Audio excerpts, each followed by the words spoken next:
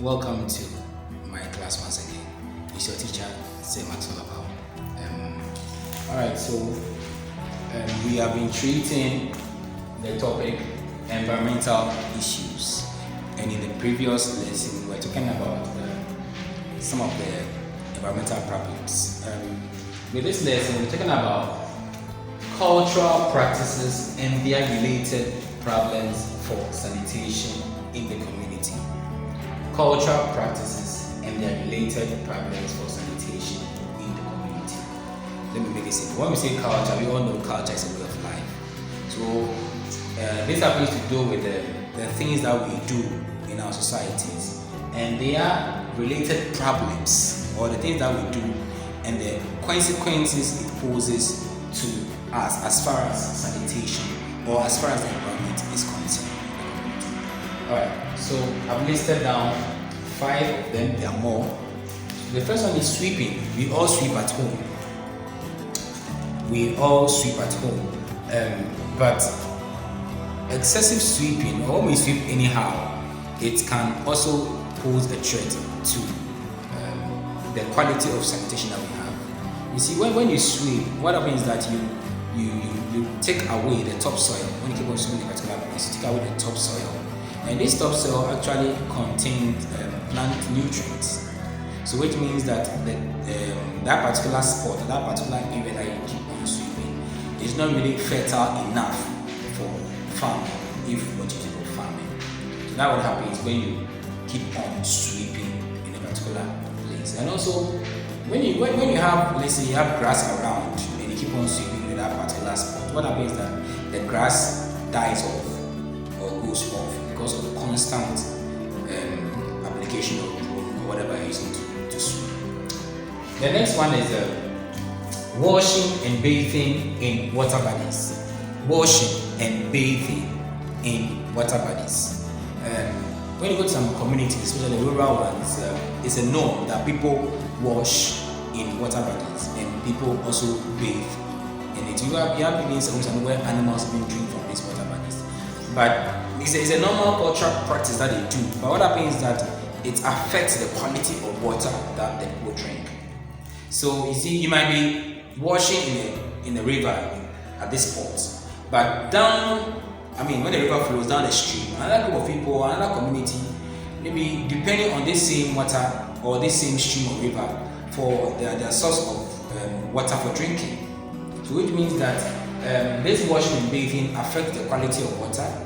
The water becomes impure for usage, and also the cost of treating the water for drinking also goes high, because we know that, for example, in Ghana, our Ghana Water Company treats the streams and the rivers that we have, and that's what we have flowing in our taps. So when we have most of these rivers being polluted, it means that the cost of treating these water bodies becomes so high, or goes so high. So good. So let's go to the third point: communal rubbish dump. Communal rubbich dump. In some communities, there is a spot, or there are spots where people dump refuse. So better say, we see a cup boiler, or mommy said she go to boiler. So people take those their refuse or the rubbish they have collected for a day or for a week, and they dump it at this particular spot that we call a boiler, or we call refuse dumps. So what happens is that when we dump this refuse there, it creates a foul smell in that particular area, which affects the quality of air that we breathe. People who live around those places do not have the quality air to breathe. And also, even though we are going to dump this refuse there, what happens is that the wind blows and scatters the refuse back into the community. So it's like we are going back to square one, because the wind blows the refuse back into the community, making the issue even worse. So the community becomes more polluted, even though refuse has been dumped at those spots.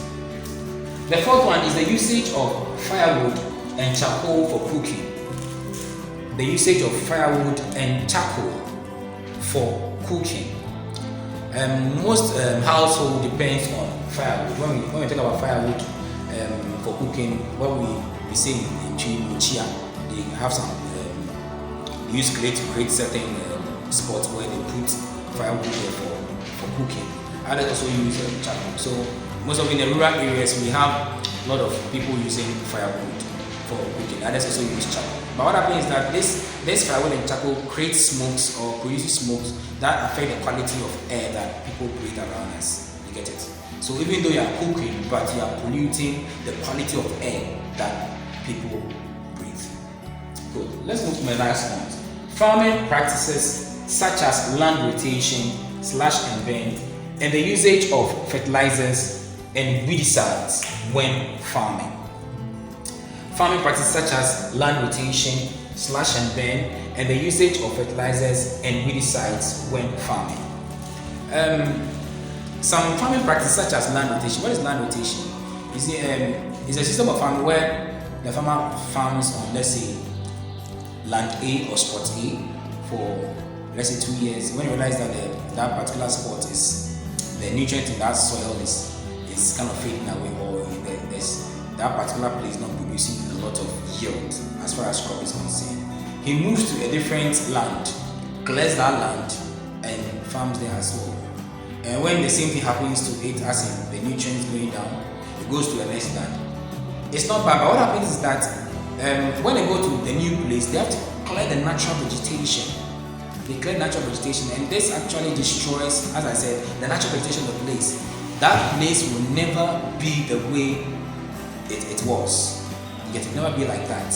And also, when you clear the vegetation, you leave that particular land bare, and erosion takes over, which affects the quality of soil and the quality of land. So one, they are destroying the vegetation. Two, they are also exposing the land to erosion. You get it? Thank you. So we also want to talk about that's land rotation, slash and burn. Slash and burn. Slash and burn, as the name implies, they cut out the vegetation, they burn it. When you burn, smokes, or smoke, I should say, smoke goes up and pollutes the quality of air. And also, we have fertilizers and weedicides. When you use fertilizers and weedicides for farming, especially when it's along, you are farming along water bodies. These fertilizers and weedicides, when are being applied, it seeps or it drains down into these water bodies, affecting the quality of river or affecting the quality of stream that is flowing there. So these are some of the problems, or these are some of the cultural practices and their related problems for sanitation in the community. So sweeping, washing and bathing in water bodies, communal rubbish dump, for the usage of firewood and charcoal for cooking. The last one, farming practices such as land rotation, slash and burn, and the usage of fertilizers and weedicides when farming.